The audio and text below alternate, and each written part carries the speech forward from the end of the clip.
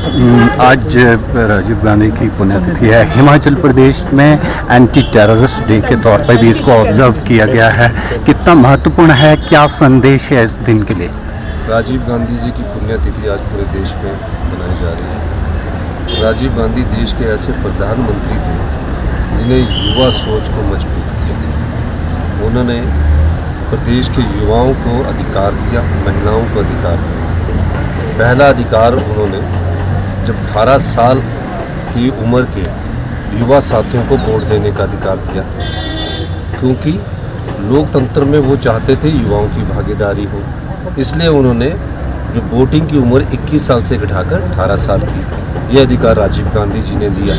उसके बाद महिलाओं को 73वां और 74वां संविधान संशोधन बिल लेकर महिला रिजर्वेशन की बात की, और पहली बार देश में 33% का आरक्षण राजीव गांधी जी की सोच, राजीव गांधी जी की विचार से निकला हुआ है, जिसके कारण आज पंचायती राज संस्थाओं में महिलाओं को 33% से बढ़ाकर, जब Sonia Gandhi ji CP Congress parliament party की अध्यक्षा बनी तो उसको बढ़ाकर 50% किया। आज चुनाव हो रहे हैं। एक सोच थी। और जो आईटी इंडस्ट्रीज़ आई है, सुपर कंप्यूटर जब अमेरिका ने देने से मना कर दिया तो उन्होंने कहा था 21वीं शताब्दी आईटी में हिंदुस्तान की होगी, और वो उसका परिणाम ये है कि आज बहुत सारी विदेशी मुद्रा जो है, जो आईटी में हमारे इंजीनियर बाहर जाकर पूरे विश्व को आईटी की संचार क्रांति के रूप में अग्रणी बना रहे हैं। उसमें सबसे बड़ा योगदान राजीव गांधी जी की सोच का था।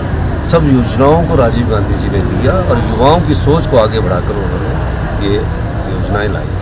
उनके सेक्रीफाइस को लेकर आज हिमाचल प्रदेश में सभी जगह शपथ ली गई है, एंटी टेररिस्ट डे के तौर पर मनाएंगे। राजीव गांधी जी और उनकी माता जी श्रीमती इंदिरा गांधी जी, अगर इस देश में 2 प्रधानमंत्रियों ने किसी ने कुर्बानी दी है तो उस उग्रवाद के वो शिकार हुए, और उन्होंने 2 देश के 2 कांग्रेस पार्टी के 2 प्रधानमंत्रियों ने, माता जी ने भी और बेटा जी ने भी अपनी कुर्बानी दी है। तो एंटी टेररिस्ट डे के रूप में आज हमने सबका का शपथ। शिमला में जो विकास हो रहा है उसको आज आपने स्थिति मॉनिटरिंग भी की? शिमला का मैं ये जो रोड चौड़े हो रहे हैं तो कई जगह अंडरपास बनाया जाए, और कंक्रीट की तरह, जैसे कि पिछली भारतीय जनता पार्टी ने संजौली का नक्शा बिगाड़ दिया, पूरा कंक्रीट के पुल बना दिए। मैंने कहा कि अंडरग्राउंड बनानी है, अंडरपास बनाएंगे।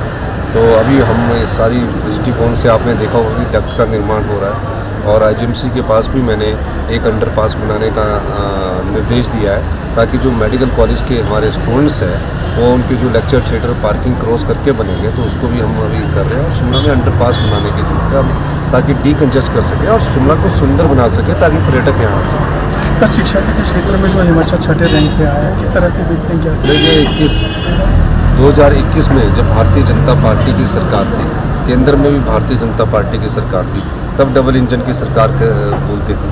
डबल इंजन की सरकार ने क्या किया? प्रदेश की गुणात्मक शिक्षा को 21वें स्थान पर पहुंचाया। यानी कि जो सरकारी स्कूल में पढ़ने वाले बच्चे थे वो 5वीं की क्लास में होकर दूसरी की किताब नहीं पढ़ सकते थे। हमने शिक्षा में सुधार किया, पहली कक्षा से इंग्लिश मीडियम स्टार्ट किया, सीबीएसई स्कूल स्टार्ट किए, और जो हमारे ट्रेंड और एजुकेटेड टीचर थे, पढ़ने लिखाने में वो कंपटीशन के थ्रू आए, उन्होंने इसमें बहुत, टीचर और अध्यापकों ने इसमें बहुत बड़ा योगदान दिया। आज हम पूरे देश में 6ठे स्थान पर आए और हम गुणात्मक शिक्षा में और आगे स्थान पर जा रहे हैं। हमारा उद्देश्य 6ठे स्थान पर ना रहकर पहले स्थान पर पहुंचना है, और हम शिक्षा नीति में महत्वपूर्ण बदलाव करके आगे बढ़ रहे हैं। सर, जिस तरह से आपने कहा राजीव गांधी ने PRIs में जो रिजर्वेशन दिया वो महत्वपूर्ण था। पंचायती राज जो चुनाव हो रहे हैं, रिसेंटली जो ULBs के परिणाम आए हैं, उसमें दोनों कांग्रेस और BJP claim and counter claims कर रहे हैं हमारी विजय हुए। आपकी सरकार के लिए ये रिजल्ट कितने इम्पोर्टेंट हैं, और पंचायत के चुनाव में आप क्या देख रहे हैं? पहले तो भारतीय जनता पार्टी जिस चीज़ को क्लेम कर रही है उसका स्पष्टीकरण नहीं मिल पा रहा। मैं आपको स्पष्टीकरण देता हूँ। चंबा के 3 ULBs के चुनाव आए, तीनों में कांग्रेस पार्टी ने जीत हासिल की। कांगड़ा के 6 ULBs के चुनाव आए, 6 में ULB के चुनाव नगर पंचायत और नगर परिषद की हुए, 6 और 3 9 जगह आ गई।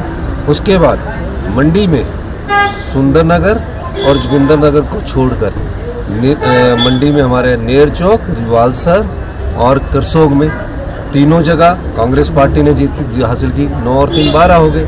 अब मैं आपको बताता हूँ कुल्लू में मनाली में हम हारे हैं।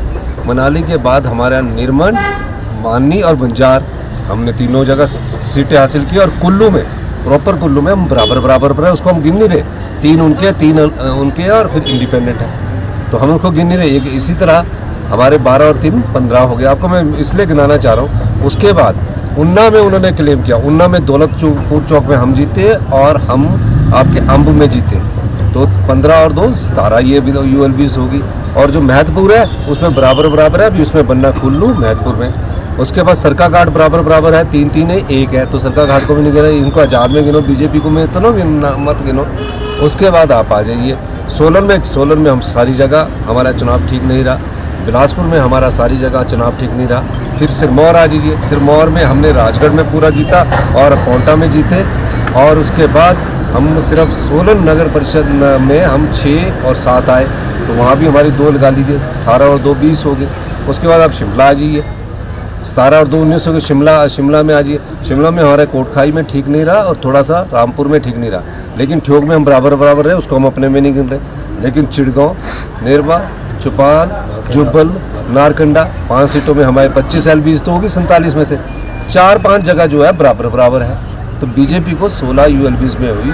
नगर पंचायत के चुनाव हालांकि चुनाव चिन्ह पर नहीं हुए थे, चुनाव चिन्ह पर चुनाव जो हुए सिर्फ शिमला धर्मशाला म्यूनसिपल कॉरपोरेशन में हुए, हमारा मंडी म्यूनसिपल कॉरपोरेशन में हुए और पालमपुर म्यूनसिपल कॉरपोरेशन में हुए और सोलन म्यूनसिपल उसका परिणाम 31 को आ जाएगा, लोगों को पता लग जाएगा।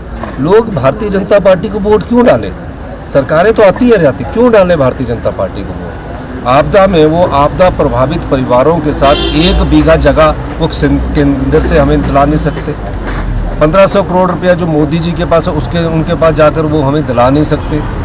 आप बताइए, RDG उन्होंने बंद कर दी, मनरेगा उन्होंने बंद कर दी, मनरेगा बंद हो चुकी है।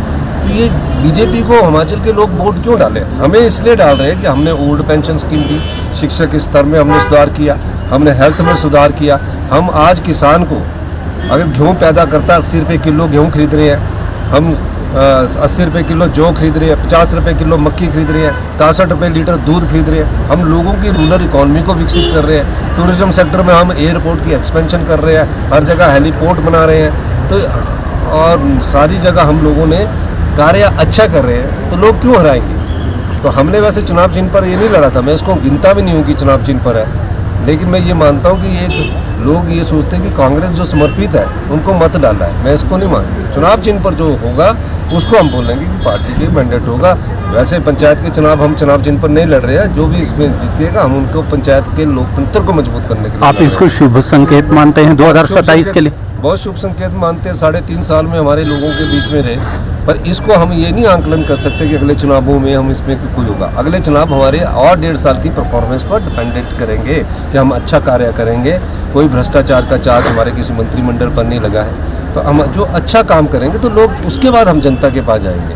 अब मैं ये इसलिए कह रहा हूँ कि पिछली बार जिला परिषद में 10 जगह भारतीय जनता पार्टी थी 2022 से पहले, तो उसमें क्या हुआ?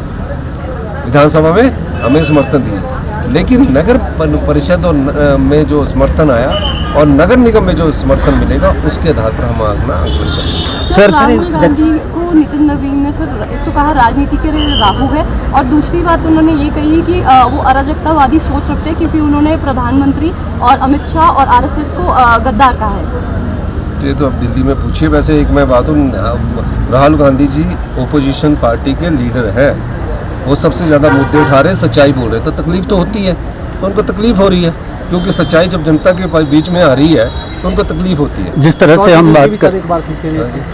से हम बात कर रहे थे, जो परिणाम आए हैं, आप केरला जाके भी आए, ओथ में शामिल हुए हैं, राष्ट्रीय स्तर पर क्या स्थिति बन रही है? कांग्रेस की तरफ दोबारा कम बैक करेगी। और आपको मैं बता दूं, राहुल गांधी जी जिस नीतिगत सोच को और विचार को लेकर चले हैं वो देश की सोच है, देश के विचार है। सर, जो दाम बढ़े हैं सर उसको लेकर बढ़ाए गए हैं, 4 रुपये ओवरऑल रेट बढ़े हैं। झूठ बीजेपी बोलती है, आरोप हम पर लगाते हैं। दीप कमल में सोशल मीडिया इनका ऐसा चलता है कि सब कुछ वो लगा देते हैं। हमने विधानसभा में अनाथ और बिड्ढो बच्चों के लिए एक एक्ट में संशोधन किया कि हम डीजल पेट्रोल पर अगर हमें जरूरत होगी तो हम 5 रुपये तक का सेस लगा सकते हैं। हमने एक्ट पास किया, लगाया नहीं है, लेकिन उन्होंने बोला 5 रुपये बढ़ा दिए, 5 रुपये बढ़ा दिए। झूठी पार्टी है ये तो, बड़ी अब क्या हुआ, हमने तो बढ़ाया नहीं, उन्होंने 3 रुपये 90 पैसे बढ़ा दिए। वो किस लिए बढ़ाए? महंगाई इससे बढ़ेगी, गैस का कमर्शियल जो छोटे महंगाई पेट्रोल डीजल से बढ़ेगी, और जो सामान आना पड़ेगा महंगाई की मार को ये रोक नहीं सके। बेचारे छोटे ढाबे वाले कमर्शियल सिलेंडर का प्रयोग करते थे, उनमें 1000 रुपया बढ़ा दिया। कितने हिमाचल प्रदेश में ढाबे वाले हैं, चाय बनाते हैं बेचारे, पोल्यूशन को बचाते हैं, पेड़ नहीं काटते, नहीं तो लकड़ी के चूल्हे में भी बना सकते थे, नहीं कर रहे हैं। हिमाचल प्रदेश के हित में कर रहे हैं, तो क्यों कर रहे हैं कि ये कमर्शियल सिलेंडर 1000 रुपया बना दिया। अब चाय वाले को बेचारे को पैसा क्या बचेगा? जिसने पकोड़े की दुकान खोल रखी है, चाय की दुकान खोल रखी है, शाम को कोई छोटा सिलेंडर जलाता है, अपनी दुकान में लाइट नहीं है। ये सब चीज़ें भारतीय जनता पार्टी महंगाई को बढ़ा रही है, और महंगाई आसमान छू रही है। और राहुल गांधी जी ये आवाज़ उठाते तो उनको बोल देते हैं, ये ध्यान डाइवर्ट करने के लिए कोई शब्द का इस्तेमाल करते हैं। सर आखिर में हम जानना चाहेंगे, जिस तरह से तापमान बढ़ रहे हैं, अनयूजुअल वेदर कंडीशंस हैं, जैसा आप पीछे भी कहा है आपने, जो बारिश 3 सालों से भारी हो रही है, क्या हमें जो विकास में साइंटिफिक मेथड के साथ कुछ नीतिगत बदलाव लाने की बहुत जरूरत? अच्छी बात की, क्लाइमेट चेंज बढ़ चुका है, 1% 1 डिग्री टेम्परेचर बढ़ा हुआ है। हम तो इस स्थिति से निपट रहे हैं। मैंने पिछली बार होम मिनिस्टर साहब से कहा था, उन्होंने एक IIT की टीम और साइंटिफिक लोगों की टीम बनाई है, वो स्टडी कर रही है। हम अपने साइंटिस्टों को भी कहा कि इसकी स्टडी कीजिए। जैसे आज बहुत तेज़ गर्मी पड़ रही है, बारिश बहुत हो रही है, तो ये सब टेम्परेचर बढ़ने के कारण हो रहा है, जिसका नुकसान प्रदेश पिछले 3 साल से सहन रहा है। तकरीबन 15 से 20 हज़ार करोड़ रुपये का नुकसान हो रहा है। तो हम इन सब चीज़ों की स्थिति को पूरे देश को मिलकर लड़ना पड़ेगा, और हमें इस स्थिति का निपटान करने के लिए आगे बढ़ना पड़ेगा। Thank you.